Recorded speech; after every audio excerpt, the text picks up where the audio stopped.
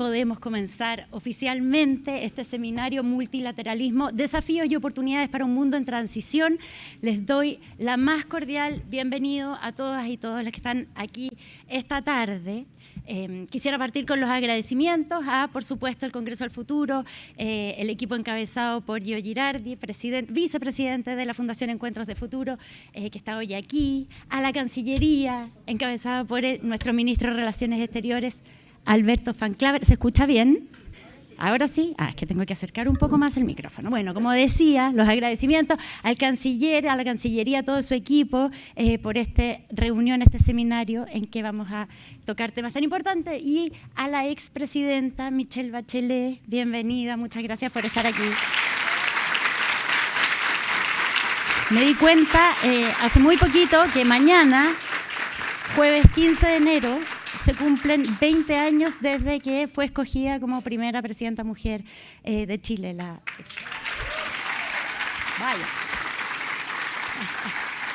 Bueno, saludamos también a la subsecretaria de Relaciones Exteriores, Gloria de la Fuente, que la vamos a tener después en el escenario, a la subsecretaria de Relaciones Económicas Internacionales, Claudia Sangüesa, a los integrantes del cuerpo diplomático, de los organismos internacionales y, por supuesto, a todos los equipos, a todos los que han trabajado y todos los que nos acompañan esta tarde. Para hablar de multilateralismo, esta idea de que los estados en conjunto pueden solucionar sus problemas de manera colectiva bajo un amplio paraguas de instituciones, principios y normas, una idea que algunos consideran que está en crisis. Precisamente este seminario apunta a tratar de diagnosticar qué está pasando con el multilateralismo, y para eso vamos a tener dos instancias. Una, la expresidenta Bachelet, que ustedes saben que además de su amplia trayectoria acá en Chile, tiene también un vasto trabajo como líder global, lo que la llevó a ser, entre otras cosas, alta comisionada de Derechos Humanos de Naciones Unidas, y además tenemos la noticia, ayer el presidente oficializó que van a ingresar su candidatura como secretaria general de la ONU.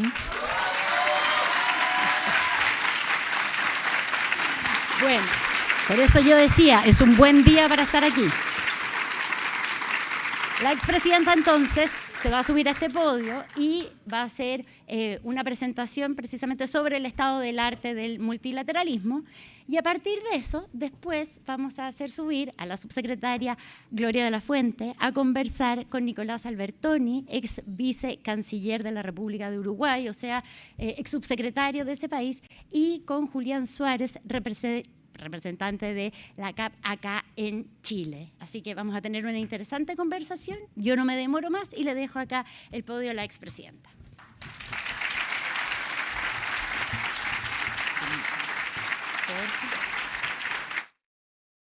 Muy buenos días a todas y todos. ¿Se escucha? Ahí sí. Cuando uno es chica tiene que adaptar los micrófonos a uno. Bueno, quiero saludar a todas las autoridades presentes. En inglés se usa mucho all protocols observed para no alargar la presentación. Y, por cierto, a todos los amigas y amigos, a todos los que están hoy día acá. Muy interesante que haya gente tan joven que le interese un tema como este. Pero imagino que también está dado desde la lógica del mundo que estamos viviendo y de las cosas que están pasando. Bueno, amigas y amigos, muchas gracias, ¿no es verdad?, por la invitación a participar en este evento en el marco del Congreso del Futuro, que creo que es un espacio privilegiado para reflexionar colectivamente sobre los temas que van a marcar las próximas décadas. Conversábamos hace poco con el Guido de que yo durante uno de mis gobiernos había inaugurado los 4 congresos que me tocó en el segundo gobierno. Creo que la materia que hoy día nos convoca es algo que a mí, la verdad, me importa mucho y que me ha mantenido no solo preocupada, sino que ocupada en los últimos años, que es el tema del multilateralismo. Porque en el mundo polarizado que vivimos, el multilateralismo, que en la posguerra fue piedra angular de la paz y la cooperación, se enfrenta al menos, una cuestión será si está en crisis o no, pero al menos se enfrenta a un creciente escepticismo. Los desafíos globales son cada vez más complejos y más interconectados. El mundo está súper interconectado. Entonces, cada vez más aquellos que creen que los problemas propios los van a resolver por sí solos están completamente equivocados, porque muchos de los temas globales son temas que trascienden las fronteras. Sin embargo, yo diría, a pesar de esa complejidad e esa interconexión entre los desafíos, las instituciones multilaterales a menudo parecen demasiado lentas, demasiado burocráticas o demasiado distantes de la realidad cotidiana de las personas. La confianza en la capacidad de la cooperación internacional para ofrecer respuestas efectivas se ha erosionado de manera muy significativa. La pregunta entonces es ¿cómo revitalizamos el multilateralismo para responder a los desafíos del siglo XXI? ¿Cómo construir un multilateralismo más efectivo y más resiliente? Y para ello me gustaría referirme brevemente al diagnóstico global, con énfasis en América Latina, para luego revisar 5 desafíos y 3 oportunidades claves para Naciones Unidas. Lo primero es que yo quisiera señalar algo que todos sabemos, que el sistema multilateral enfrenta un escenario crítico respecto de su vigencia, su eficacia y su capacidad de respuesta en múltiples frentes. Los conflictos bélicos, no sé si ustedes saben, pero el número exacto se me enreda si son 54 o 59, tenemos 54 o 59 conflictos activos hoy día en el mundo. Es el número de conflictos bélicos más activos, más grande después de la Segunda Guerra Mundial. Tenemos los efectos persistentes de la pandemia, la crisis climática y el debilitamiento de la democracia, ¿no? Hoy día hay más países que viven en autocracias que en democracias. Todo eso ha impactado con fuerza en el sistema internacional. El multilateralismo forma parte del orden internacional que los países han construido, pues entendemos que la paz, la estabilidad y el bienestar de la humanidad son responsabilidad compartida de los estados. En general, la comunidad internacional, yo diría, tiene vocación de paz, adhesión al derecho internacional y un compromiso con la dignidad humana como valores compartidos con respuestas concretas ante crisis globales. Este enfoque se ha materializado en foros multilaterales y acciones humanitarias tangibles. Las instituciones multilaterales han sido la principal base para la promoción y defensa de los derechos humanos y de la democracia en el mundo, y continúan siendo un pilar indispensable frente a las tendencias autoritarias. Por su parte, la región de América Latina en general, y Chile en particular, históricamente ha tenido una vocación multilateral. Desde su inicio, nuestros países han participado activamente en las instituciones del Sistema de Naciones Unidas, en organismos regionales, en instancias de diálogo que privilegian la promoción y el respeto de los derechos humanos, el derecho internacional y la búsqueda de la justicia y de la equidad. Y este ha sido un sello en nuestra región. Han aparecido múltiples organismos regionales, subregionales, que han jugado roles importantes en algunas crisis en la región. Y esto es sumamente relevante, puesto que existen desafíos que debemos enfrentar a nivel regional de manera coordinada, que son desde desafíos políticos hasta desafíos sanitarios, yo quiero decirles, ¿no? Como trabajando en el Ministerio de Salud, muchas veces pudimos hacer frente, pues fuimos capaces de coordinar entre todos los países formas, normas, acuerdos para enfrentar de manera conjunta aquello, ¿no? El que podamos resolverlo de forma coordinada, porque ya lo decía hace un rato, ningún país puede resolver por sí solo temáticas como las migraciones, el crimen organizado y el narcotráfico, la cooperación energética, especialmente energía limpia, y la crisis climática, por mencionar algunos. La transición desde un sistema concentrado del poder hacia uno más fragmentado ha incrementado la complejidad de la gobernanza global. Hemos pasado de un mundo unipolar a lo que hoy día podríamos a uno más bipolar, y también hoy día podríamos ser más multipolar, ¿no? Hay más actores poderosos que están cambiando la gobernanza global. Nuevos actores con creciente influencia política, económica y diplomática participan en la configuración de este orden internacional. Así, el multilateralismo enfrenta tensiones inéditas en el contexto actual. Todo esto antes del 3 de enero, ¿eh? Esto era igual así antes del 3 de enero. Después del 3 de enero hay otra situación a la cual me voy a referir también.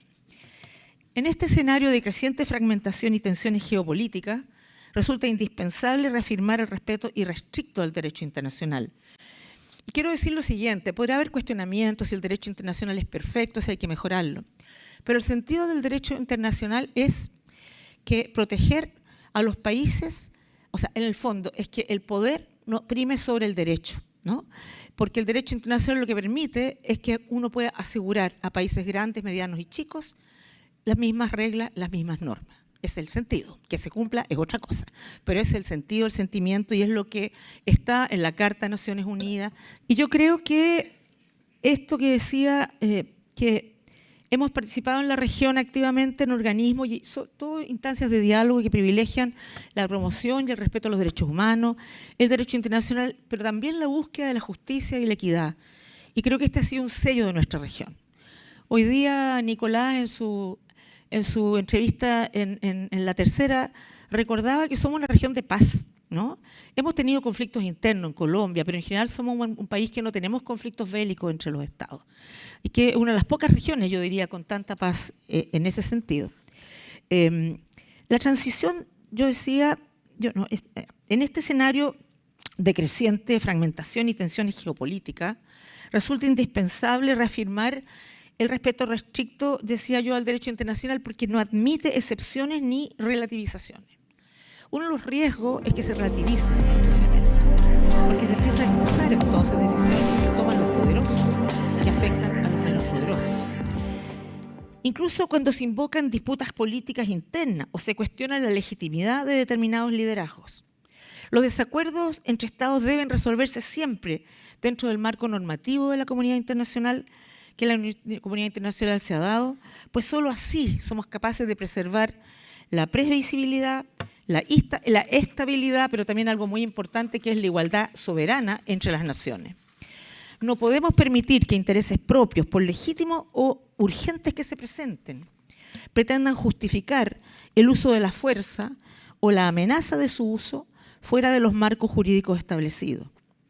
Las actuaciones internacionales no pueden justificarse apelando a su valor instrumental o coyuntural. Aceptar este razonamiento, de aceptar que no, en este caso sí se puede, implicaría erosionar los fundamentos mismos sobre los que se sostiene el derecho internacional y el sistema multilateral. Resultan especialmente preocupantes las presiones políticas, económicas o estratégicas ejercidas contra estados soberanos cuando éstas se acompañan de advertencias, condicionamientos o amenazas que afectan su autonomía decisoria, su integridad territorial o el control de sus recursos naturales o estratégicos. Cualquier intento de control gubernamental, de administración externa, de apropiación de recursos o de territorio de otros estados es incompatible con el derecho internacional y constituye una amenaza directa a la estabilidad regional e internacional. Lo observado en las últimas semanas en lugares como Venezuela. Todos saben muy bien que yo, como alta comisionada, hice claros informes sobre la situación en Venezuela, o sobre Groenlandia y la propiedad de Groenlandia, o sobre lo de Irán. Las masacres y represión en Irán son atroces y muy condenables, pero claramente las maneras de resolver los problemas tienen que ser algo que tenemos que preocuparnos. Por ello, toda diferencia entre estados debe abordarse exclusivamente a través de medios pacíficos, en estricto respeto del derecho internacional, la soberanía de los estados, la integridad territorial y la prohibición del uso o la amenaza del uso de la fuerza. Incluso, mire, si ustedes piensan en las operaciones de paz, cuando Naciones Unidas manda una operación de paz, sea con artículos 6, 7 u otro, tiene que ser un acuerdo del Consejo de Seguridad y tiene que ser con acuerdo del país incumbente también. O sea, no es cuestión de llegar y mandar tropas así como así. Entonces, hay ciertas reglas de manera que las cosas puedan hacerse en base a la Carta de Naciones Unidas y el derecho internacional. Entonces, estos principios no son opcionales ni negociables, sino que son pilares esenciales del orden internacional para asegurar, como digo, que grandes, medianos y chicos puedan sentir que tienen las garantías, ¿no es verdad?, de poder seguir desarrollándose de la mejor manera posible. Frente a este complejo panorama, cobra especial relevancia el papel de los mecanismos multilaterales de diálogo, mediación y prevención de conflictos. En ese espíritu, la labor de Naciones Unidas y en particular el papel que puede desempeñar el secretario general y el Consejo de Seguridad, con el consentimiento de las partes pertinentes, como mencionaba ya, hablar de las operaciones de paz, puede contribuir de manera decisiva a la reducción de tensiones, a la construcción de entendimientos que favorezcan soluciones pacíficas, sostenibles y respetuosas del derecho internacional. En algún momento el secretario general creó una comisión de mediadores, yo fui una por la región, ¿no? Y la idea era eso, que uno pudiera a través del diálogo, del acuerdo, poner a las partes en conjunto y llegar a cierto acuerdo. De hecho, Chile, ustedes recordarán, en Colombia, nosotros fuimos país acompañante. Había 2 países garantes de la conversación entre el gobierno colombiano con la FARC y nosotros éramos país acompañante. Países garantes era Noruega y Cuba, países acompañantes era Chile y Venezuela. Y estuvimos en todos los procesos ahí durante la negociación del cese del fuego y luego de los acuerdos de paz. Sin embargo, también debemos reconocer con honestidad que no basta con invocar el respeto al derecho internacional y al multilateralismo si en la práctica el sistema no da el ancho para prevenir, contener o resolver conflictos. Porque cuando las reglas se aplican de manera selectiva, cuando la impunidad se vuelve rutina o cuando los mecanismos de decisión quedan paralizados por vetos e intereses cruzados, se erosiona la legitimidad misma del orden que decimos defender. Por eso defender el multilateralismo hoy implica cuestionarlo y revisarlo, fortalecer su capacidad de mediación y prevención, modernizar sus órganos de decisión, asegurar mayor representatividad y transparencia y dotar a Naciones Unidas de herramientas efectivas para actuar a tiempo, con credibilidad y con resultados. Hay una gran discusión y se señala que hoy día hay un nuevo orden mundial. El orden mundial anterior tenía normas y todo, como nos señalaba nuestra moderadora, y modelos de gobernanza, y hoy día han cambiado, porque hoy día estamos pasando a un mundo multipolar. Hay gente que cree que es malo que haya un mundo multipolar. Yo creo que no es esto bueno o malo. El mundo multipolar es una realidad. Hay nuevos actores. Y tal vez es hasta positivo porque pueden representar mejor el mundo actual y no el mundo post-Segunda Guerra Mundial. Pero por otro lado, lo que importa es que ese mundo multipolar sí siga las reglas del multilateralismo. Porque lo que estamos viendo hoy día es un mundo multipolar, pero además con un minilateralismo, o sea, nuevos modelos de gobernanza donde ya no se entienden que los conflictos se enfrentan entre todos, sino que uno o un par de países van y buscan soluciones específicas. Eso es muy complejo y muy preocupante. Pero vayamos entonces ahora a hablar un poco del rol de la Organización de Naciones Unidas, porque es una institución que conozco y porque ha liderado algunos de los mayores triunfos de la humanidad. Como la erradicación, voy a mencionar solo 3 para no latearlos, pero hay mucho más, como la erradicación de la viruela, la recuperación de la capa de ozono y quizá el más significativo, la prevención de una tercera guerra mundial. Creo que en la Asamblea General del año pasado, el discurso del secretario general y de la presidenta de la Asamblea General fueron muy buenos en mostrar qué hubiera pasado si no existieran Naciones Unidas. ¿Cuántos niños hubieran muerto de hambre? En fin, es súper interesante leerlo porque creo que uno de los problemas que tenemos los ciudadanos del mundo es que no vemos lo que hace Naciones Unidas, no lo vemos, no lo conocemos. Y por lo tanto nos parece, y sobre todo lo vemos en función de los conflictos graves, como Ucrania, Gaza, Sudán tal vez, ¿no? Y otros más, hay muchos más. Y ahí, claro, es mucho menos efectiva, por las razones que todos conocemos y que a algunas me voy a referir. Pero la verdad es que hay mucho que Naciones Unidas ha logrado durante todo este tiempo.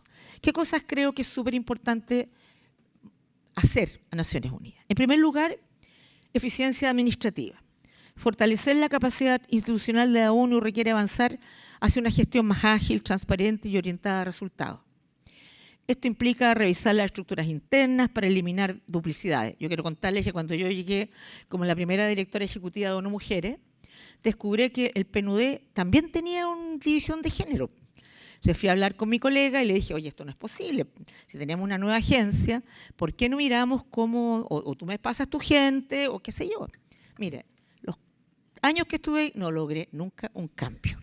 No logré. Y digo esto, bueno, en este caso era un tema interno, pero voy a dar otros ejemplos que no es un problema de los burócratas, digamos, ¿ya? Y lo otro es que, y me pasó también, acá también pasa en Chile, cuando era ministra también. Entonces, ya, ¿cuántas cosas hemos hecho? ¿Qué hemos hecho? ¿Qué hemos logrado?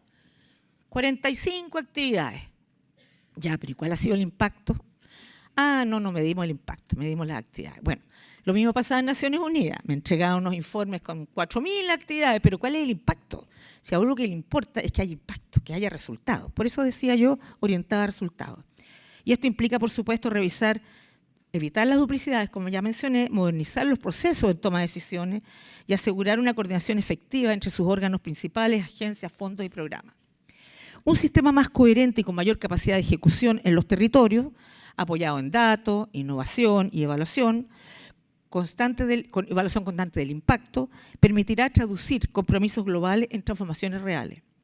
La eficiencia debe entenderse como una condición esencial para recuperar la confianza en el multilateralismo y en el sistema, digamos, multilateral, y demostrar que la cooperación internacional puede generar resultados tangibles en el beneficio de las personas y del planeta.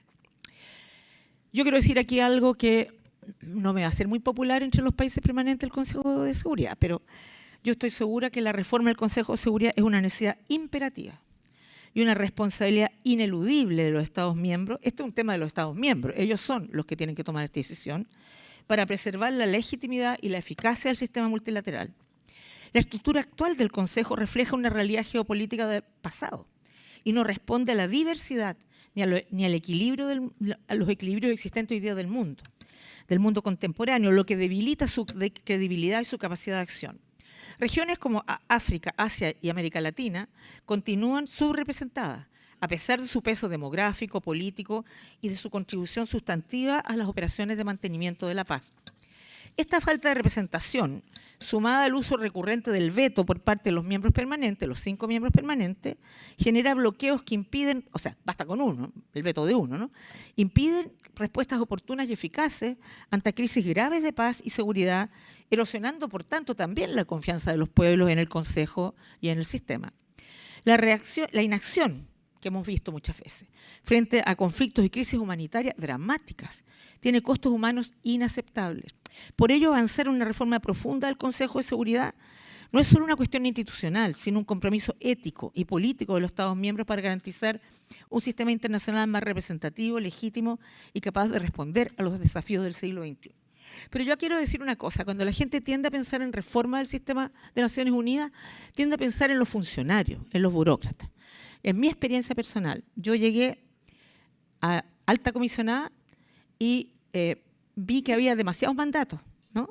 Algunos muy antiguos. Entonces dije, bueno, no habría que, le dije yo al presidente en ese momento, cada año cambia el presidente del Consejo, un Estado miembro, y le dije, ¿no cree, presidente, que tendríamos que revisar esto? A lo mejor hay algunos mandatos que ya no es necesario. Ya me dijo, no te vayas por ese lado. Cada bebé tiene un papá y una mamá. O sea, cada resolución, ¿eh? Cada mandato, así que no te van a permitir por ningún motivo. Entonces, lo que quiero decir es que no solo se requiere una reforma interna de Naciones Unidas, se necesita que los Estados miembros revisen, porque cada vez alguien llega creativo y arma una nueva resolución, un nuevo informe, un nuevo enviado especial, un nuevo comité de grupos expertos. Entonces, se requieren las dos cosas. Se requiere una gestión interna mucho más eficiente, pero también se requiere que los Estados miembros se comprometan también en la misma lógica de lo que ellos le están pidiendo a Naciones Unidas. Bueno, que Naciones Unidas son 193 Estados miembros, eso es verdaderamente. Los funcionarios hacen la pega que le piden y que les toca hacer. El segundo desafío se relaciona con la paz y la seguridad, y la prevención debe estar en el centro de la acción de Naciones Unidas. Esto implica promover una diplomacia más eficaz, fortalecer las alianzas regionales y consolidar mecanismos de alerta temprana adaptados a las realidades locales. La mediación, entendida como un instrumento de anticipación y construcción de confianzas, debe ser utilizada para evitar crisis, proteger vidas y conseguir la paz de manera sostenible. Mire, hubo un momento cuando yo estaba presidiendo el UNASUR aquí, que hubo un problema en Bolivia muy grave, una crisis interna en Bolivia. Hicimos una reunión de emergencia y bueno, tomamos decisiones. Hasta yo me fui para allá, me junté con el jefe de la oposición, presidente del Senado, y hablamos con ellos y les dijimos, mira, esto, y llegamos a acuerdos. El tema, bueno, hicimos como 3 distintas situaciones, distintas comisiones, pero, o sea, uno puede mediar y puede lograr. No siempre es mágico, no siempre es posible, pero muchas veces se puede, ¿no? Y por lo menos siempre hay que intentarlo, siempre hay que intentarlo. Bueno, yo decía que esto implica una democracia más eficaz, pero también cuando la prevención no es suficiente, la respuesta debe ser inmediata, coordinada e imparcial, integrando operaciones de mantenimiento de la paz, asistencia humanitaria y apoyo al diálogo político. Asimismo, es imprescindible reforzar el marco jurídico global de seguridad y la confianza entre los Estados para enfrentar eficazmente amenazas tradicionales y emergentes, desde los conflictos armados hasta los ciberataques o la desinformación. En tercer lugar, el desarrollo sostenible debe ser una prioridad estratégica. La triple crisis planetaria. Nosotros en Naciones Unidas no hablábamos de cambio climático, sino que triple crisis planetaria, que incluye cambio climático sin duda, pero también pérdida de la biodiversidad y contaminación o polución, que nos afecta a todos, pero no a todos por igual, como siempre las cosas, nos afecta a todos por igual. Impacta con mayor profundidad a las naciones menos desarrolladas y a países pequeños como los del Caribe, para quienes el aumento del nivel del mar representa una amenaza existencial, mientras que América Latina es una de las regiones más vulnerables a la pérdida de especies. Necesitamos mayor ambición y una transición más rápida hacia sociedades bajas en emisiones y resilientes al clima, con políticas que preserven la biodiversidad, combatan el aumento global de las temperaturas y disminuyan la contaminación.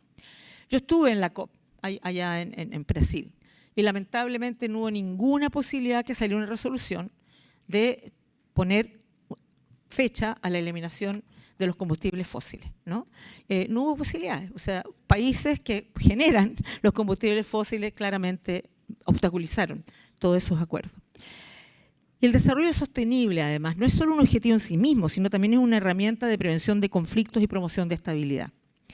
Pero a estos desafíos estructurales se suma hoy la transformación tecnológica acelerada. La inteligencia artificial ya está redefiniendo economía, sociedad y el futuro del trabajo. Su potencial es enorme, como también hay riesgos asociados a esto, ¿no? Pero eso va a ser solo posible, el potencial, si se traduce en bienestar colectivo, si va acompañado de capacitación y políticas de transición justa que no dejen a nadie atrás. Al mismo tiempo, los riesgos son evidentes. Los sesgos, la desinformación, los deepfakes y los algoritmos opacos que pueden profundizar desigualdades, erosionar la confianza pública y afectar derechos fundamentales. Por eso yo estoy convencida que tenemos que avanzar, que no basta que cada empresa tecnológica o que genere algún tipo de plataforma de inteligencia artificial tenga sus propias reglas con su propia ética, con sus comités de ética de cada empresa.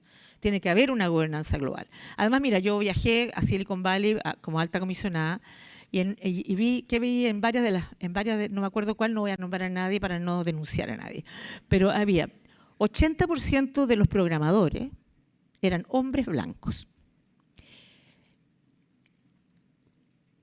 4% eran latinos, pero de los latinos solo 2% eran programadores, el resto eran las secretarias, qué sé yo. 2% eran afrodescendientes. De ellos solo 1% eran programadores. ¿Y por qué menciono esto? Porque sin duda una de las cosas que conocemos bastante es que las plataformas, los algoritmos llevan los sesgos que llevan los individuos. Y eso está súper demostrado. Entonces, cuando usted tiene un conjunto de inteligencia que está generando inteligencia de distinto tipo, con sesgos que no son ni siquiera conscientes, traducen esos sesgos en la tecnología que generan. Y eso es bastante grave, ¿no? Y les voy a dar un ejemplo. Ya no sé si fue Amazon o cuál, que utilizó algo que creo que hizo Microsoft, no estoy segura ahora qué empresa, para reclutar personal. Y se dieron cuenta de que reclutaba con sesgos mujer, dejaba fuera a las mujeres y a los afrodescendientes, ¿no? Porque el algoritmo está hecho de tal manera que permitía eso. Y así hay un montón de otros ejemplos súper claros y concretos. En el Foro de París, ahora de la Paz de París, en Francia, me comentaban los tipos que partió con la inteligencia artificial, un canadiense, ha escrito mucho, y me decía que estaban muy preocupados por eso, porque además decían que uno de los problemas que ellos tienen, que desarrollan estos algoritmos y estas plataformas, y después no tienen cómo controlarlas. Y contaba el caso de un chico como de 12 años, que se hizo súper amigo de su inteligencia artificial. Yo, que soy una dinosaurio tecnológica, no sabía que hablaban además. Yo solo sabía que escribían. Bueno, entonces era su amiga del alma. Y resulta que él le dijo que se quería suicidar, ¿no? Y entonces esta máquina le empezó a decir cómo suicidarse. Pero él de repente entró a dudar y dijo, no, mejor se hablo con mis papás. Y como las máquinas, me explicaba él, están hechas para cumplir lo que tú has dicho que quieres, la máquina lo convenció que no, el chico se suicidó. Entonces, hay muchas cosas, hay cosas maravillosas de la inteligencia artificial y puede lograr cosas espectaculares, pero hay riesgos importantes. Bueno, yo creo que, por eso yo creo que es necesaria la gobernanza global. El cuarto desafío es la migración. Desde fines de la Segunda Guerra Mundial no se producía un volumen tan elevado de movilidad humana en todos los continentes. África, Ucrania, Venezuela y Centroamérica son ejemplos de ello. Tenemos que avanzar en mecanismos y estrategias que permitan cumplir con las orientaciones del Acuerdo de Marrakech, asegurando que la migración sea segura, ordenada y regular. Un enfoque basado en derechos humanos es indispensable, pero debe ir acompañado de políticas que permitan una gestión ordenada, porque solo así se protegen los derechos de los migrantes, pero también los derechos de las comunidades de acogida. La única manera de enfrentar estas crisis migratorias es abordándolas en conjunto, porque la respuesta solo puede ser coordinada y concertada de manera colectiva, regional y multilateral.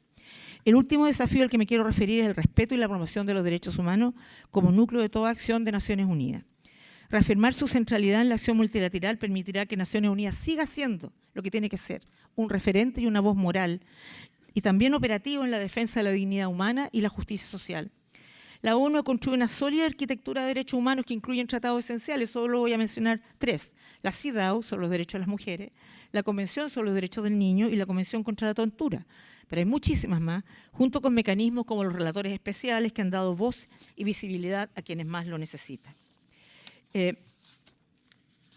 Uno de los avances más transformadores ha sido el reconocimiento a la igualdad de género como un principio estructurante del sistema internacional. Espero que no esté amenazado en el mundo actual. Como hemos visto, los desafíos son numerosos, pero también existen oportunidades para fortalecer esta institución que tanto ha aportado en las últimas 8 décadas. La primera es avanzar, yo decía ya, en una reforma institucional para una verdadera renovación con propósito. Y yo hablé de esto, así que no lo voy a repetir porque vi que la moderadora ya se bajó como diciéndome, se pasó en el tiempo. No, es que no quiero abusar tampoco, además que los pobres están con un calor espantoso. Bueno, pero lo que yo quiero solo decir que creo que hay que organizar procesos, gestionar mejor los mandatos vigentes y fortalecer los procesos de toma de decisiones, así como garantizar la transparencia en la asignación y el uso de los recursos, pero a la vez mantener los más altos estándares de eficacia en la medición y entrega de resultados. Y como dije antes, esto es clave para que haya confianza.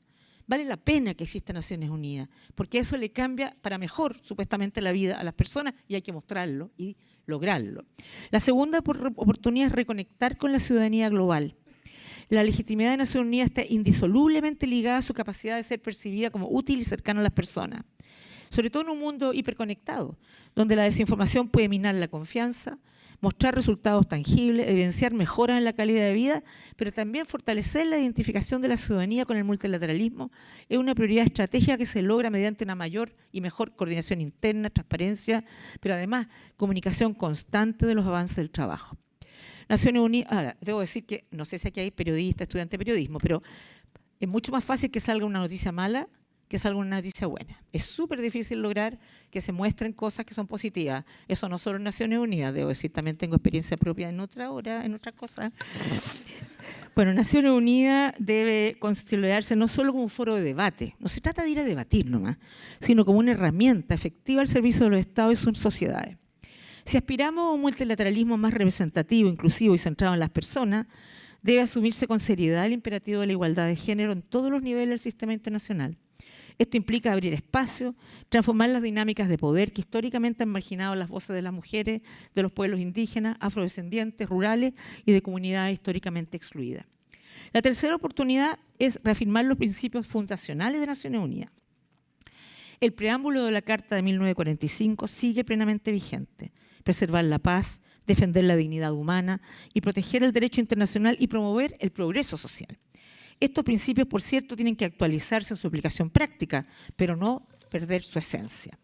La credibilidad de ONU reside en su capacidad para representar y servir a todos los Estados miembros con imparcialidad, manteniéndose como el espacio común de diálogo, cooperación y solución pacífica de controversias. Creo que la neutralidad y la imparcialidad constituyen principios fundamentales que deben ejercerse con pleno respeto al derecho internacional y en consonancia con los valores fundacionales de Naciones Unidas. Mire, cuando uno asume un cargo, me tocó como primero directora ejecutiva de ONU Mujeres, y luego como alta comisionada, tienes que juramentar frente al secretario general. Y en el juramento lo que dice es que tú eres, por decirle así, el jefe de una agencia que representa a todos los países, que no puedes priorizar a tu propio país, ¿no?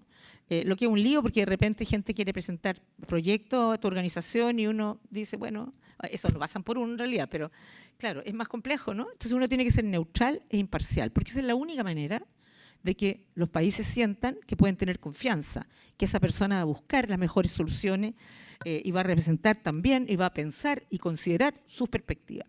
Adoptar esta postura no solo reafirma el compromiso de la organización con la legalidad internacional, sino que también fortalece su legitimidad y su autoridad como actor imparcial y confiable en la promoción de la paz, la seguridad y los derechos humanos a nivel global. Ya estoy terminando. Amigas y amigos, en sus 80 años de historia, la Organización de Naciones Unidas ha estado marcada por avances, también por retrocesos y enormes desafíos, pero también ha demostrado la capacidad de los pueblos y gobiernos para encontrarse, para dialogar, para construir acuerdos, incluso en contextos de profundas diferencias. Mirar hacia el centenario de Naciones Unidas debe inspirarnos a una transformación práctica y ética.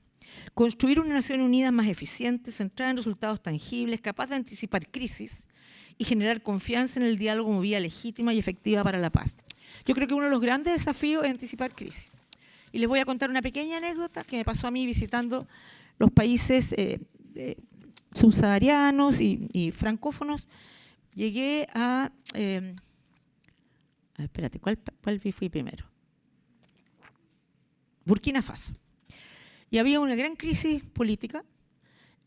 Había grupos terroristas en el norte que atacaban, mataban comunidades, habían matado a un alcalde que había hecho como unas policías, pero que no eran realmente, eran las propias comunidades que se habían armado. Y hubo una masacre, mataron un grupo grande.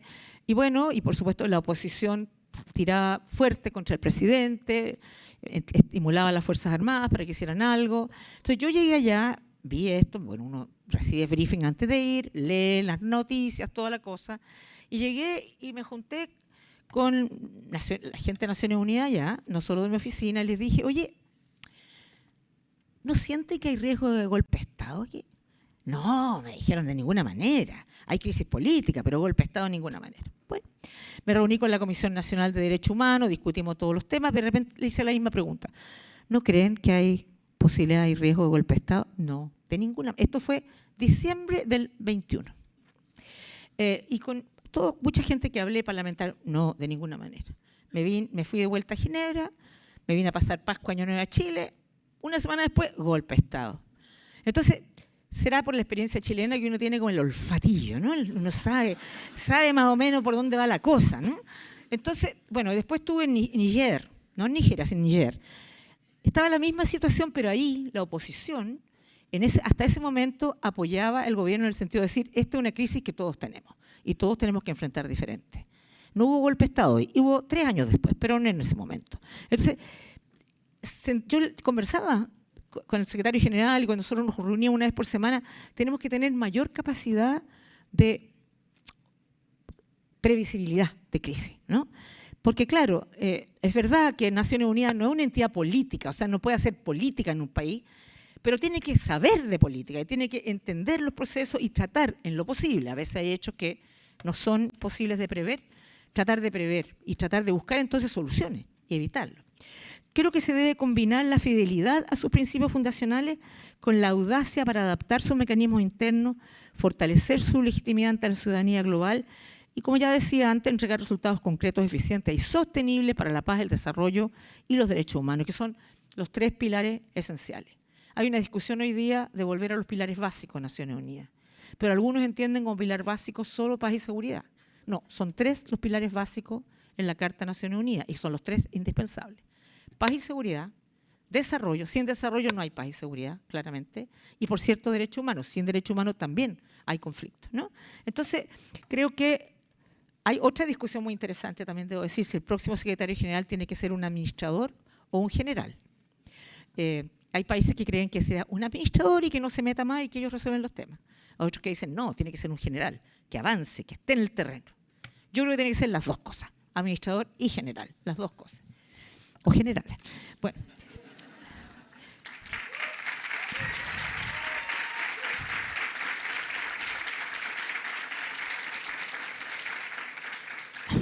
Ahora, los desafíos en las próximas décadas serán complejos. Va a continuar la lucha contra las guerras y la pobreza, la crisis climática, las tecnologías desreguladas, la militarización del espacio y muchas otras amenazas que aún no somos de imaginar. no somos capaces de imaginar. Y lo estoy pensando eso en un contexto de multilateralismo. Si nosotros estamos hablando de un mini multilateralismo, es aún mucho más complejo todo esto, ¿no? Frente a este escenario tensionado por incertidumbre, es más necesario que nunca, a mi juicio, preservar y renovar el espíritu de entendimiento y cooperación. Yo siempre uso una frase de Desmond Tutu. Ustedes saben qué es Desmond Tutu. Fue un obispo sudafricano que fue muy clave en la situación de Sudáfrica. Desmond Tutu decía, yo soy, usaba dos palabras, prisionero o rehén de la esperanza. Y yo, en los cargos que he estado, o era prisionera o rehén de la esperanza, mejor me iba a mi casa, ¿no? Porque uno siempre tiene que, en el fondo, ¿qué quiere decir esto? Que uno no tiene que rendirse. Que las cosas pueden verse tremendas, terribles, pero no hay que rendirse y hay que continuar haciendo lo que uno cree que tiene que hacer. Y en ese sentido creo que, por eso digo que es más necesario que nunca, aunque uno mire y dice, en este mundo es tan difícil, ¿será posible? Creo que hay que igual renovar el espíritu de entendimiento y cooperación. La única manera de responder a los retos que enfrentaremos a nivel global es con más y mejor multilateralismo, pero un multilateralismo que no deje a ningún país atrás y que nos permita seguir avanzando como comunidad global. Muchas gracias.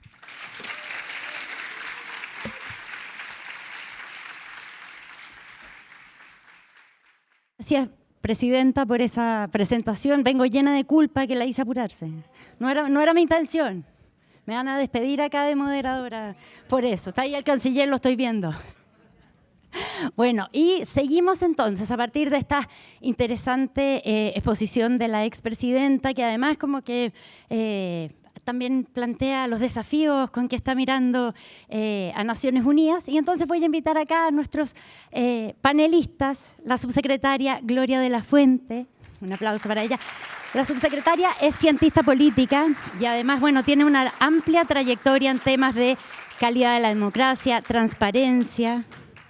Así que la invitamos. También invitamos a Nicolás Albertoni, ex vicecanciller de Uruguay, que tiene un currículum académico impresionante, 2 doctorados, 2 máster, y fue subsecretario de la Cancillería uruguaya entre el año 2022 y el año 2025. Y tenemos también, vamos a saludar al representante de CAF, Banco de Desarrollo de América Latina y el Caribe, el representante en Chile de esta institución multilateral, gerente de Desarrollo Territorial Sostenible, Julián Suárez, economista argentino que lleva, la verdad es que años en el diseño y implementación de programas de desarrollo económico sostenible. Así que tenemos, la verdad es que 3 miradas distintas, la autoridad de gobierno, la ex autoridad de gobierno que puede decir las cosas que la autoridad de gobierno no puede decir hoy día, sí. Y el representante de un organismo multilateral. Bienvenidos a los 3, muchas gracias por estar aquí. Y mi primera pregunta viene importante, es una pregunta que importé. Estaba justo antes de venir para acá hablando con una periodista venezolana en Caracas. Y le conté que me tengo que ir a hacer esto. Y me dijo, ¿le puedes hacer una pregunta a los panelistas? Y ya que la presidenta partió hablando de la importancia del derecho internacional, me dijo, ¿derecho internacional para quién? ¿Para proteger a las personas o para proteger a los gobiernos? Subsecretaria, le dejo esa pregunta. Bueno, muchas gracias por partir tan fácil este panel. No, primero sí quisiera reconocer claramente la tremenda exposición que hizo la expresidenta Michelle Bachelet, saludar a nuestro canciller que nos acompaña hoy día, mi colega subsecretaria, y por supuesto a Guido Girardi, que ha sido un promotor ya durante 15 versiones de este Congreso del Futuro, que creo que ha sido tremenda oportunidad precisamente para pensar esto, ¿no? Los desafíos de la humanidad por el presente, pero también sobre todo hacia el futuro. Yendo a tu pregunta concretamente, Angélica, yo creo que efectivamente, y lo decía de alguna manera la presidenta Bachelet en su intervención, yo creo que una de las cosas que tiene pendiente el sistema multilateral es ser más eficaz en las respuestas que tiene. La discusión sobre la situación en Venezuela, y no solo en Venezuela, en distintos conflictos en el mundo, ha sido una discusión larga, llena de mandatos, de resoluciones, en muchos casos en particular, de organismos internacionales que han tratado de intervenir sobre ciertas situaciones, sin embargo no hemos tenido la capacidad de responder de manera adecuada a situaciones que, entre otras cosas, vulneran derechos humanos, ¿no? Un pilar fundamental, por lo demás, del sistema multilateral, del sistema de Naciones Unidas. Entonces, creo que hay una pregunta importante que hacer, pero el punto es respondemos a las necesidades de la humanidad, a las necesidades de las personas, con menos multilateralismo, Claro. disolviendo el sistema multilateral o el derecho internacional, o con más multilateralismo. La ventaja del multilateralismo, lo decía la presidenta Bachelet en su intervención, es que precisamente, y nace además, pensemos en Naciones Unidas, que nace al alero de la experiencia traumática que fueron 2 guerras mundiales, el sistema y la gracia del multilateralismo es precisamente generar una cierta condición de igualdad en países que tienen tamaños distintos en el mundo. Y eso que todavía, y todavía hay una deuda pendiente, se resuelve sin lugar a dudas con más multilateralismo y por lo tanto el respeto al derecho internacional, la capacidad del multilateralismo para ir respondiendo a esas demandas creo que es parte importante del desafío que tenemos hoy como humanidad. Y creo que no podemos bajar los brazos frente a aquellas voces que dicen tenemos que terminar con el derecho internacional, no importa aquí la ley del más fuerte es la que prima, porque precisamente lo que se vulnera en esas circunstancias es la vida de las personas y la integridad de las personas, y creo que quienes estamos de acuerdo en que la vida en comunidad, en que las reglas tienen que primar para todos igual, creo que no es el camino posible. Veía a Julián Suárez ahí asintiendo, así que cedo la palabra. No, perfecto. Primero también me permito saludar a la presidenta Bachelet y mencionar también que gracias a la presidenta que empezó un proceso de reincorporación de Chile como miembro pleno a la CAF, hoy el Banco de Desarrollo de América Latina y el Caribe, es que desde hace prácticamente 3 años la CAF ha abierto una oficina acá y yo tengo el honor de ser el representante de la CAF aquí en Chile, ¿no? Habiendo sido Chile, me voy un poquito más atrás, socio fundador de la CAF, Chile en 1968 pensó este mecanismo de integración fundamentalmente para financiar espacios de mayor integración comercial entre los 6 países que en 1968 conformaban el bloque del Pacto Andino. En 1977 se retira de varios espacios de integración Chile, sale por consiguiente de la CAF, que era la Corporación Andina de Fomento. En el segundo periodo de la presidenta Bachelet empieza un proceso de reincorporación. En la segunda administración del presidente Piñera se suscribe un decreto que habilita la apertura de la oficina de CAF para operar aquí. Y como esto es un instrumento de derecho internacional público, bueno, en la administración actual del presidente Boric y el ministro Marcel en su momento, también un gran conocedor del multilateralismo y de los bancos multilaterales de crédito, se llevó la discusión al Congreso, se consiguieron los consensos requeridos y el 6 de marzo del 23 empezamos operaciones por aquí. Ahora sí vuelvo al tema. Crisis sí o crisis no, planteaba la presidenta, yo digo, sí, crisis sí, hay crisis de multilateralismo, pero no es una crisis terminal, más bien es un proceso de transformación muy profundo del multilateralismo, un multilateralismo que, como bien planteaba la presidenta, tiene una crisis de legitimidad, una crisis de eficacia, decía la subsecretaria, y una crisis de representatividad en un contexto de transformaciones a nivel mundial muy, muy importantes, ¿no? Transiciones ecológicas, transición digital, transición sociodemográfica, entre otras. Y eso hace que hoy en día el multilateralismo, o pensando hacia adelante, va a ser un multilateralismo efectivamente, como decía la presidenta, sustancialmente más complejo, policéntrico y orientado fundamentalmente a resultados, y creo que esa es la clave. Mucho más pragmático, orientado a resultados y con la participación de otros actores. No solo el multilateralismo en adelante es una discusión de consensos, de coordinaciones a nivel de estados, sino que involucra a otros actores. Y esto tiene una connotación muy importante, particularmente para América Latina y el Caribe. Entre esos otros actores, los territorios, los gobiernos subnacionales. América Latina y el Caribe tiene 18.600 gobiernos locales. Las soluciones a los problemas globales, está demostrado empíricamente, es mucho más costo efectiva resolverlas desde lo local. Entonces es muy importante eso. Pero también el concurso del sector privado. ¿Sí? Concurso del sector privado, de la sociedad civil y de la academia. Esos son los nuevos actores que hacen parte de este multilateralismo moderno, ¿no? Habiendo dicho eso, yo diría, y me atrevo, el nuevo multilateralismo tiene que tener 4 rasgos. Primero, orientación, insisto, a resultados y no solo a normas, menos énfasis en procesos y más en impacto medible, o esto que en Estados Unidos dicen accountability. Segundo, ese rasgo que decía de lo territorial, que es clave en este, que es el continente en desarrollo más urbanizado del planeta. Tercero, tiene que ser catalítico. Cooperación multilateral, ¿para qué? Y efectivamente, tenemos que poder movilizar el concurso del sector privado, pero también recursos de cooperación internacional que particularmente para Chile son sumamente relevantes.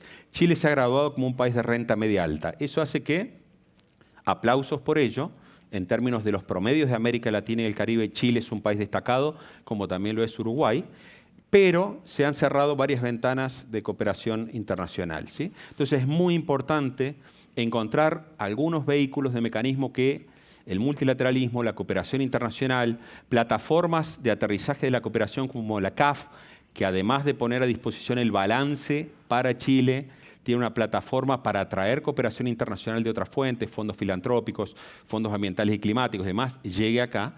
Y también, por supuesto, para catalizar alianzas público-privadas. Y cuarto, tiene que ser inclusivo en esto que decía yo de no es solo una agenda entre estados, sino que hoy en día es multiactores también, ¿no?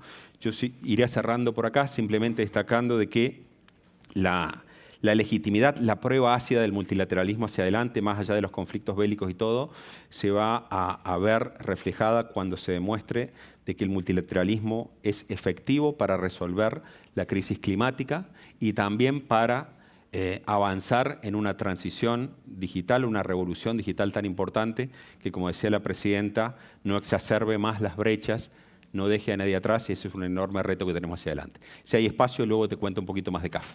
Perfecto. Y me voy a Uruguay. Bueno, ¿Derecho internacional para qué? Sí, no me olvidé de la pregunta. Primero también, brevemente como extranjero, felicitar el evento. Yo creo que un país que hace 15 años está pensando al futuro habla mucho también del progreso y los debates que ha tenido Chile, así que es un gusto para mí estar aquí. Yo creo que el debate que estamos teniendo me parece fundamental para el tiempo que vivimos y también desmitificar algunas partes. Yo creo que la pregunta que tú nos haces trae implícito también algo de ¿hay un multilateralismo en crisis? Porque al final del día desconocer o hacia dónde está yendo, si para los estados o las personas, trae implícito esa pregunta. Y yo soy de los convencidos de que el multilateralismo no está en crisis. Sino más bien tenemos que contextualizar de que estamos hablando de un sistema de 80 años. Veo muchos jóvenes, a mí me gusta a veces las analogías en las clases, pero es como pedirle que al abuelo que cruzaba la calle hace 80 años de forma rápida, o hacía 30 años, hoy les pidamos las mismas características. Es un sistema de 80 años que naturalmente necesita en un debido momento de la historia evolucionar, transformarse, pero tenemos que posicionarlo desde ahí. Porque si solo radicamos el debate en que está en crisis, en no saber si al final del día son estados o personas el derecho internacional, que la respuesta inmediata sería que para ambos, porque al final del día cuando hacemos esas falsas oposiciones, los estados son personas detrás, hay personas y es difícil poner en esas cuestiones etéreas, ¿no? El estado como algo etéreo, como las instituciones también no lo son resultados de un tiempo, son resultados también de sus personas. Pero entonces quiero empezar por ahí diciendo de que tanto el derecho internacional como el multilateralismo, como paraguas del mismo, no está en crisis, sino enfrentando un mundo en crisis sistémica. Y acá la razón o consecuencia de dónde empieza la crisis, si el mundo o el multilateralismo. Claramente el multilateralismo es un sistema que de alguna forma responde a también el mundo en el que está. Entonces, solo asignarle la culpa yo creo que es un debate bastante facilista. Y yo creo que que estamos viendo, que ya no es hijo de la posguerra, sino nieto de la posguerra, necesita esa reforma de la que estamos hablando y ahí tiene que estar concentrado el debate, en la esperanza, en el futuro y no solamente achacar lo que no está funcionando, que naturalmente después de 80 años hay cosas que deben funcionar. Fíjense que hace solo 36 años, y muy brevemente, caía el muro de Berlín. En el medio tuvimos 2001 Torres Gemelas, 2008 crisis financiera global, 2015 crisis migratoria del Mediterráneo, 2020 pandemia. Y pensamos que el mundo había funcionado bien y en 2023 invasión de Rusia y Ucrania y todo lo que sabemos después que pasó en Medio Oriente y en los últimos años una guerra comercial. Estamos teniendo, de alguna forma en términos politológicos, una acumulación de coyunturas críticas, diría Collier. Y esto, de alguna forma, no es a machacarle el multilateralismo que no está funcionando. Yo creo que es también momento de ver de que el mundo está teniendo un tiempo, quizá por esa interconexión que estamos viviendo. Hoy, el 70% del comercio del mundo es bienes intermedios. Nada demuestra altamente lo que estamos en el mundo comercial, de que estamos altamente interconectados. En los 90 había 40 acuerdos comerciales. Hoy hay 600 acuerdos comerciales en el mundo. Estamos interconectados. Y cierro con esta parte. Yo creo que también tenemos que ver los resultados. Esta multipolaridad que estamos viendo, que como bien decía la presidenta, lejos de ser negativa es positiva, porque al final del día lo que nos está diciendo, más tienen poder de influencia. En un mundo multipolar, fácil de entenderlo, eran pocos los que tenían influencia. Hoy este mundo multipolar, muchos tienen influencia. Viendo un país pequeño que cumple las reglas, también como Chile, nos gusta tener influencia. Eso es también resultado de este multilateralismo, que le dio más espacio a que más actores tengan espacio. Yo creo que entonces, cuando vemos el resultado final, desafíos. Sí, este abuelo de 80 años quizá no puede cruzar la calle con la misma velocidad que lo hacía hace 30, 40 años atrás. Pero eso sí, miremos el saldo positivo, y yo creo que desde el saldo positivo, y ahora feliz de hablar de cómo pueden ser esas reformas, es de donde debemos ahondar. Subsecretaria, ¿qué piensa usted de eso, esta idea de que en este contexto, por lo menos en que los botones a los que estaban acostumbrados a apretar ya no funcionan del mismo modo, países como este tienen más influencia o tienen menos? O sea, creo que sí, creo que Nicolás tiene bastante razón en lo que señala. De hecho, efectivamente lo que nosotros hemos visto, y es lo que pasa yo creo con el sistema de Naciones Unidas de alguna manera, es que hemos visto que ha ido agotando de alguna manera su capacidad para responder a las nuevas demandas, a los nuevos desafíos que tenemos hoy en el mundo. Y de hecho yo creo que eso es parte importante de la discusión que existe hoy en día.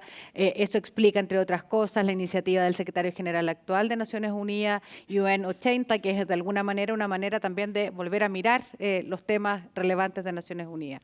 Pero también es cierto que la posibilidad que tenemos de estar en un espacio como ese nos permite también aspirar a países medianos o pequeños en la práctica a tener igualdad de condiciones para también tener y poner nuestros puntos en el fondo en ese tipo de espacios. Y luego creo que es bien importante también señalar algo que creo que es clave también para entender la evolución de este abuelo, como decía Nicolás. La Constitución de Naciones Unidas en rigor ocurre con 51 países. Hoy en día, Naciones Unidas de alguna manera somos todos porque hay 193 países que están representados en ese lugar. Por lo tanto, creo que lo que nos obliga a pensar de alguna manera esto respecto al sistema multilateral y particularmente el sistema que representa a Naciones Unidas es cómo pasamos entonces al siglo XXI reafirmando con convicción los tres pilares, lo decía la presidenta Bachelet en su intervención, paz y seguridad, derechos humanos, desarrollo, como en el fondo pilares irrenunciables respecto a pensar el futuro de la humanidad y cómo encontramos soluciones que sean más eficientes de alguna manera. Los mandatos o las resoluciones que en la práctica caen en el vacío, porque tienen muchos padres o madres y en la práctica, por lo tanto, no es posible, en el fondo, llevarlos adelante, creo que es una discusión que hay que tener. Y sin lugar a dudas, la presidenta Bachelet también lo plantea en su intervención, la discusión respecto al rol del Consejo de Seguridad también es muy relevante. Hoy en día la parálisis que se produce ahí creo que también es algo que hay que poner en discusión, en propuesta y en la necesidad finalmente de encontrar resoluciones y decisiones y soluciones a los problemas que tenemos hoy en día en el mundo. Voy a ir a Naciones Unidas, pero antes tengo una pregunta para Julián Suárez. Precisamente en este momento en que las instituciones políticas multilaterales se ven en problemas, ¿qué pasa con las organizaciones multilaterales como una banca? ¿Tienen más oportunidades o empiezan a sufrir los mismos problemas? No, a ver, básicamente yo creo que también en esta transición del multilateralismo, la banca multilateral de crédito también se debe ir ayornando, ¿no? Entonces yo digo que no financiamos más cierre de brechas, simplemente provisión de infraestructura, sino que financiamos transiciones, ¿no? Esta transición ecológica, transición digital y demás. CAF es un caso también muy peculiar y yo diría que es más moderno, es más ágil, es más cercano y por consiguiente también es más efectivo en dar esas respuestas. Porque tenemos, a diferencia quizás del común denominador de la banca multilateral de crédito, algunas diferencias. Tenemos una gobernanza distinta. Primero, que antes decían, son de pobres para pobres, porque somos de América Latina y el Caribe para América Latina y el Caribe. Pero la realidad es que eso nos hace ser más cercanos, entender la realidad y no tener poder de veto en el directorio. En un directorio que además no es residente. Primero, en esto de pobres para pobres de América Latina y el Caribe para América Latina y el Caribe, la realidad es que este es acaso uno de los pocos, si no el único, bien público regional que ha sido exitoso a lo largo de la historia. Nació en 1968 con 6 países que conformaban el Pacto Andino y hoy tiene una membresía de 24 países, 22 de América Latina y el Caribe, más España y Portugal, y estamos en proceso de incorporar 5 más. En breve, en 2 años, vamos a hacer el mecanismo multilateral de crédito de mayor alcance continental. Pero además en el directorio no tenemos un directorio residente y creo que esto es una gran ventaja comparativa con respecto a la mayoría de otros multilaterales, salvo el Banco Asiático de Inversión e Infraestructura, que de alguna manera vio la experiencia comparada y redactó una gobernanza similar a la nuestra. Eso hace que la administración sea muy independiente, apolítica, que tengamos gran margen de maniobra. Y el directorio está conformado por los ministros de Finanzas de los 24 países accionistas, además de los 24 países, 13 bancos comerciales que son accionistas de CAF y que tienen una silla en el directorio. Entonces tenemos también esa combinación público-privada en el directorio con una mirada común para poder catalizar justamente al sector privado para acá. Y miren, cuando se decía, pucha, Chile necesita este tipo de mecanismos o no, qué adicionalidad nos traen o no nos traen, y esa era la discusión que por décadas estuvo ahí abierta hasta que la presidenta Bachelet planteó, pucha, hay que volver a la CAF. Claro, la CAF a la cual volvió Chile no es la misma guagua de entonces. Hoy la CAF es el principal mecanismo de financiamiento multilateral de América Latina y el Caribe. Desde hace 2 años somos el instrumento financiero multilateral que más recursos pone en la región. Y vamos a hacer el del mayor alcance continental también. Y en Chile, el 6 de marzo, vamos a cumplir 3 años. En 3 años, diría que en 2 años y 9 meses, cierre el 31 de diciembre del año pasado, ya hemos puesto a disposición financiamiento por 5.100 millones de dólares para Chile. Y dicen, pucha, ¿a dónde? ¿Endeudando al país? No, el 94% de eso es sector privado. ¿Sector privado en qué? Pues acompañando las transiciones, las prioridades que el gobierno, que el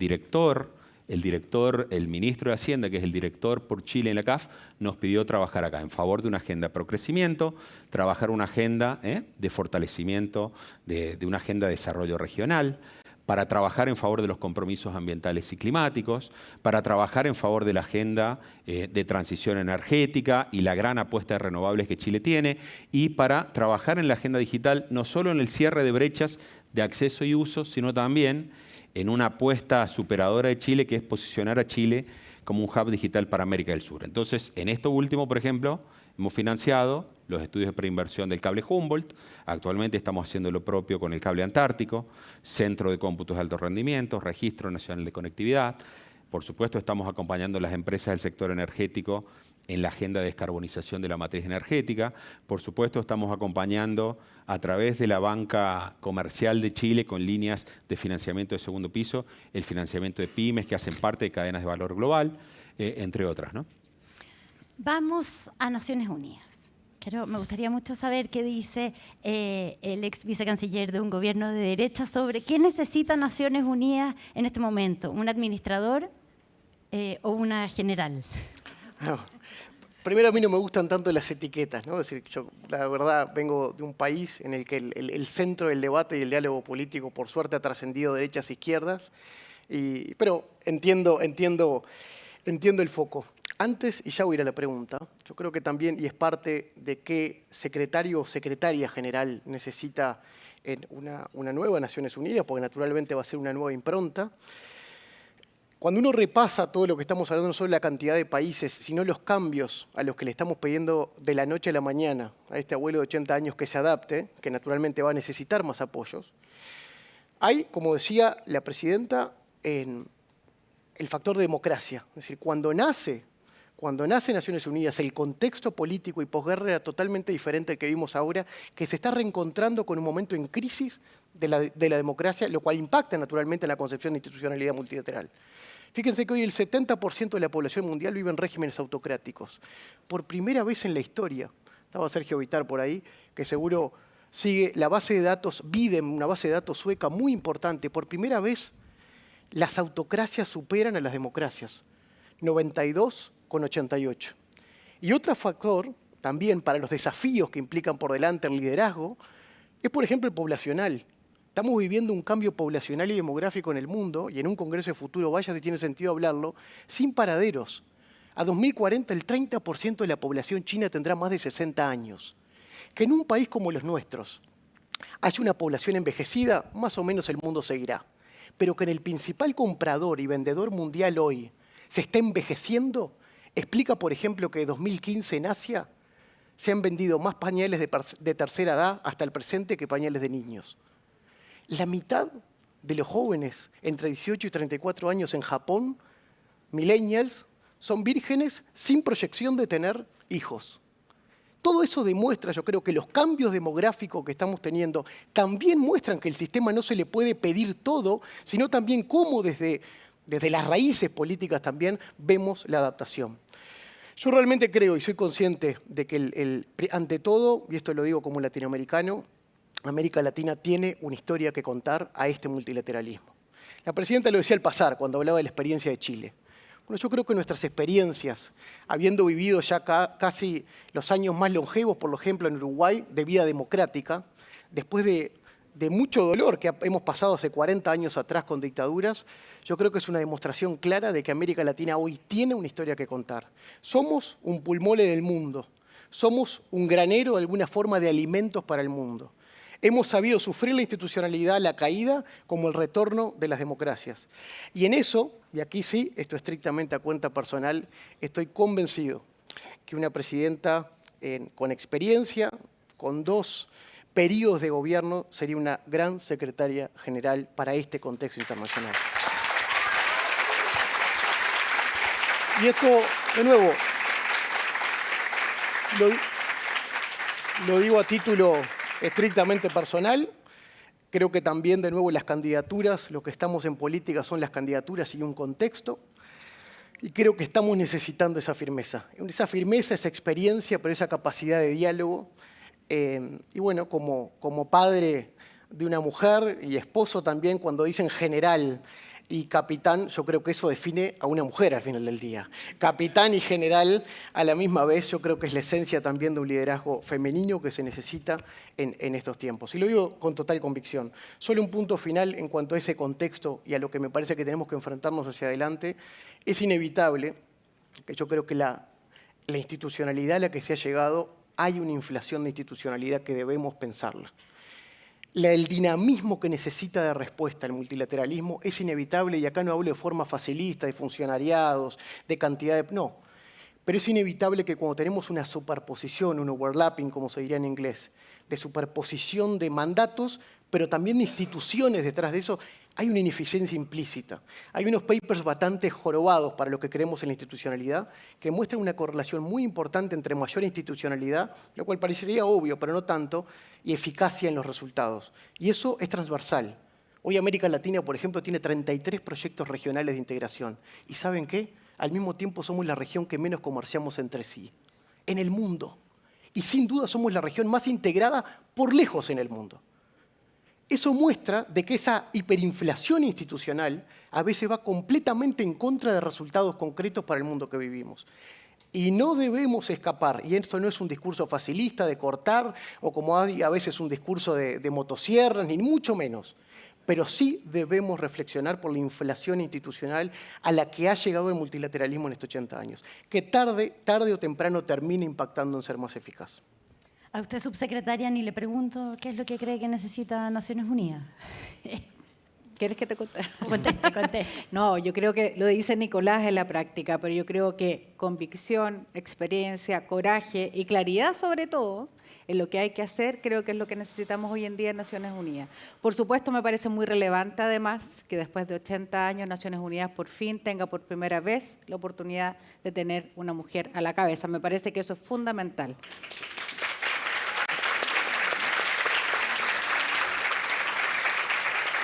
Pero además de esto, que es fundamental, y por supuesto tenemos a la mejor candidata, sin lugar a dudas, yo creo que, y ustedes lo escucharon en el fondo, yo creo que la convicción respecto a lo que tenemos que hacer en este mundo, en el fondo, que nos desafía sin duda cada vez más, creo que es muy importante. Y para eso, a propósito de lo que decía la presidenta, ¿no? General o gerente. A mí me parece que ambas cosas son claramente muy importantes, pero sobre todo tener claridad respecto al momento en que vivimos. No es un momento fácil para la humanidad. Lo decía Nicolás, mirar el retroceso democrático en muchos países es, yo creo que es un desafío importante, y por supuesto muchos países que son parte hoy en día de este sistema multilateral no necesariamente son democracias. De hecho, decía Nicolás, 70% de la población del mundo vive bajo regímenes autocráticos.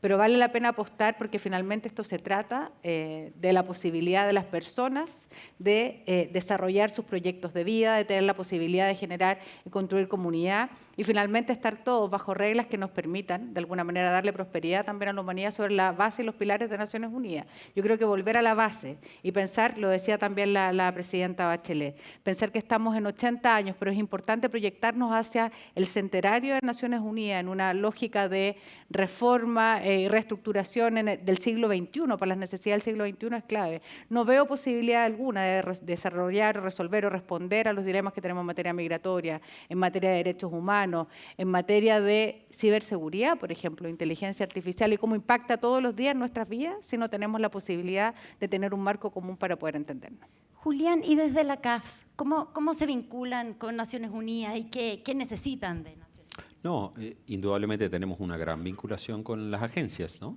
De hecho, parte del estar también aquí en Chile, y estamos desarrollando un proyecto de un edificio cerca de CEPAL, y conversamos mucho con María José Torres, que está por aquí, es justamente estrechar lazos con las agencias de Naciones Unidas. Cooperamos mucho, hay un gran conocimiento, una capilaridad técnica, entonces tenemos gran relación con el Programa de Naciones Unidas para el Desarrollo, con la FAO, que veo que estaba por aquí recién René Orellana, quien hasta hace poco era nuestro gerente de la región centro basado en México, y hoy está en FAO. Entonces ciertamente tenemos una gran relación, entonces estamos muy atentos a ver qué ocurre por allí. Y también a título personal, como decía Nicolás, acompañamos la visión de la presidenta Bachelet, como en su momento la tuvo para el regreso de Chile a la CAF. Muchas gracias. Bueno, vamos a estar en la hora, así que les quiero agradecer a los tres por haber estado. Julián Suárez, representante de la CAF, la subsecretaria de Relaciones Exteriores, Gloria Lafuente, y Nicolás Albertoni, ex vicecanciller de la República de Uruguay. Muchas gracias. Y a todos por haber participado de este encuentro, la expresidenta, el canciller, el dueño del boliche, Guido Girardi.